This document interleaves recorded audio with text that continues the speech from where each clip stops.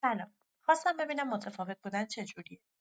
شاید با خودتون بگید خب حالا که چی؟ راستش خیلی وقت بود میخواستم اولین ویدیو رو بسازم.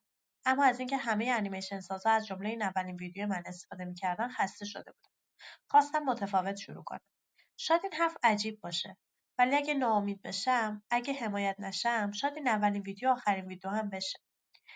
آخه من قبل این کانال کلی مسیرهای مختلف رو امتحان کردم. مثل آشپزی کردن، ویدیوگرافی، حتی میخواستم کانال توسعه فردی بزنم و بشینم جلوی دوربین. اما هیچکدوم اونطوری که میخواستم پیش نرفت. باید بهتون بگم که من یک آدم کمالگرا هستم. از اونایی که فکر میکنن هر چیزی باید بی‌نقص باشه. همین کمالگرایی باعث میشه خیلی وقتا حتی شروع نکنم. تا اینکه چند وقت پیش ویدیو ناتانیه رو دیدم. یه انیمیشن تمیز، قشنگ و حرفه‌ای، بدون اینکه جلوی دوربین باشه. البته زحمت زیادی پشت کارش بود و با همون کار تونست مخاطب جذب کنه و با همون اولین ویدیو مانیتایز بشه. همونجا بود که به خودم گفتم چرا ما نتونیم؟ واقعیت اینه که هممون میدونیم وقتی میایم یوتیوب فقط برای سرگرمی نیست. درآمدش دلاری و آینده داره. و آدمم دوست داره زحمتی که میکشه نتیجه بده. خلاصه ویدیو رو برای دوستم فرستادم. بذار یه چیزی بهتون بگم. من و دوستم تقریبا یه چند ماهی است که تصمیم گرفتیم کارمون رو ول کنیم و فعالیتمون رو تو یوتیوب شروع کنیم. برای همین توی این مدت کلی به همدیگه انگیزه و امید دادیم که حداقل یکی از ما بتونه کارش رو شروع کنه. براش فرستادم گفتم ببین چه کار تمیز و قشنگی. به نظر من خیلی ایده جالبیه. دوستم گفت آره من این ویدیو رو دیدم و حتی دنبال اینم که بدونم چجوری میشه از این انیمیشن ساخت. گفتم پس بیا حداقل امتحان کنیم. چرا نباید از چیزی که داریم شروع کنیم؟ چرا فکر می‌کنیم همه چیز باید کامل باشه؟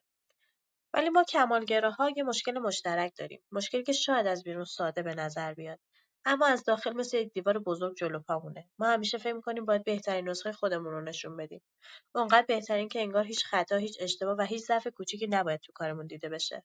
کمالگرایی فقط مانع شروع نیست، مانع جرئت داشتنه. ما از اشتباه کردن می‌ترسیم، از قضاوت شدن، از اینکه یه نفر بیاد بگه این خوب نبود. همین ترسا باعث میشه به جای اینکه هر روز بهتر بشیم، هر روز بیشتر عقب بریم. این چیزیه که سالها اذیتم کرده. اینکه حس می‌کنم باید بهترین باشم و چون نمیتونم، پس بهتره اصلا شروع نکنم.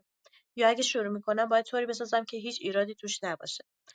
اما این طرز فکر فقط آدمو خسته میکنه. کم کم اعتماد به نفس آدمو میخوره و باعث میشه خودت رو عقب‌تر از چیزی که هستی حس کنی. اما حقیقت اینه، هیچکس کامل شروع نکرده. هیچکس بدون اشتباه رشد نکرده. هیچ کانال بزرگی از روز اول بی‌نقص نبوده. و ما تنها وقتی شکست میخوریم که دست از تلاش برداریم. نه وقتی که نتیجه‌مون کامل نیست. سرتون رو درد نیارم. بعد ویدیو ناتانیه هر وقت که یوتیوب رو باز می‌کردم دیدم که چقدر الگوی خوبی برای بقیه شده و چقدر از کسای دیگه شروع کردن با ساده‌ترین شکل ممکن، انیمیشن‌های ساده ولی جذاب. و این بهم امید داد که میشه، واقعا میشه. نمیدونم این ویدیو چقدر ویو میگیره، شاید اصلا هیچی. شاید فقط خودم بیام نگاه کنم و شماره بازی تکون نخوره. ولی حداقلش اینه که امتحان کردم. این بار میخوام بگم من انجامش دادم. فعلا با این ویدیو شروع میکنم ببینم تا قسمت بعدی چی میشه.